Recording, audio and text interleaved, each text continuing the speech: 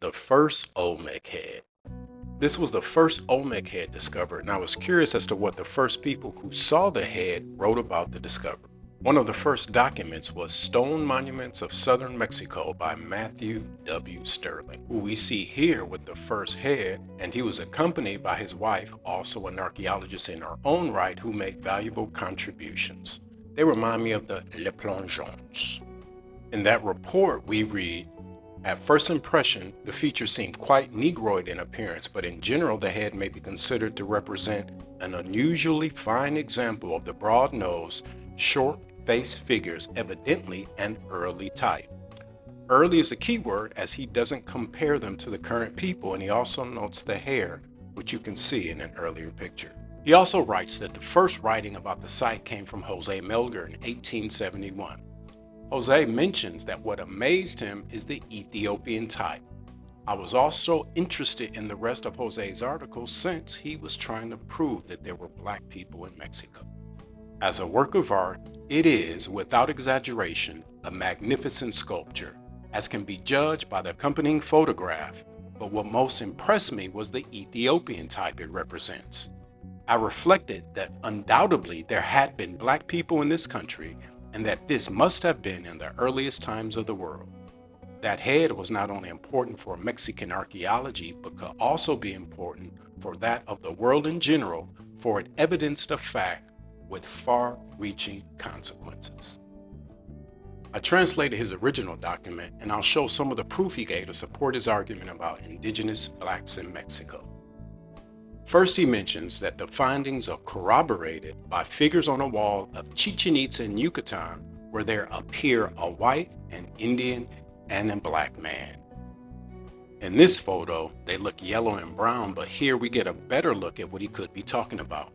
We can see the so-called black people taking white ones prisoner, and various other figures throughout the mural. Next, we check in with Augustus Le Plongeon, who also mentions the black people in the murals. He wrote, on the same walls already many times mentioned in Chichén Itzá, we see very tall figures of people with small heads, thick lips, curly short or wool on their heads, Negroes. He also mentions the long bearded men who are also out of place since they don't believe the Native Americans grow beards, and we'll see more beard later. I also have a document from the Carnegie Institute where many of the murals were copied since most of them are no longer available. Here in the explanations, they wrote, black warriors were victorious over a fair-skinned folk having long hair studded with green beads. In this image, we see the yellow-haired prisoner about to be sacrificed by the black warriors. Next, they write, the lower portion of one of the black-skinned combatants wading near the shore. And there he is. Finally, they write, the background shifts from red to green behind the black warrior's head. Jose Melgar goes on to recite from a book he bought, which was published in Madrid in 1746. It says the final proof of the certain origin of our Indians is owed to the pen of Don Francisco Núñez de la Vega, who seems to have collected among the Indians some of their ancient calendars. And here's that calendar. And pay special attention to the Hebrew and Chapaneco columns, which he thought were very similar and obviously related. This is the connection to the lost tribes of Israel.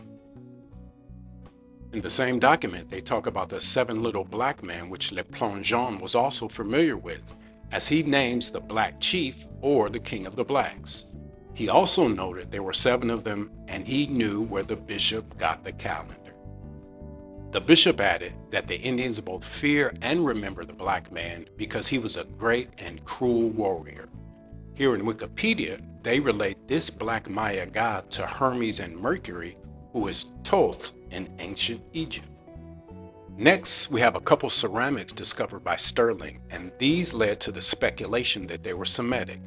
The goatee and the distinctive hat are both out of place again because of the facial hair. We can also see the beard in a famous piece called the Ambassador or Traveler, who seems to wear a turban. There's hieroglyphics and a flag, and there's also a footprint suggesting he is a traveler from somewhere else. All these coincidences suggest that in very remote times there existed communications between the Old and New World, and also that the Phoenicians, a race undoubtedly of black color, then crossed the seas and penetrated as far as the Pillars of Hercules. I also consulted ChatGPT for a summary, and here you can see some of the material I covered: the head, the calendar, and the murals. ChatGPT said this text reflects 19th century archaeological and ethnological speculation, mixing genuine artifacts with now outdated theories of transatlantic contact and racial classifications. So what do you think? Was Jose Melgar onto something, or does ChatGPT have a point? Let me know in the comments, and thanks for watching.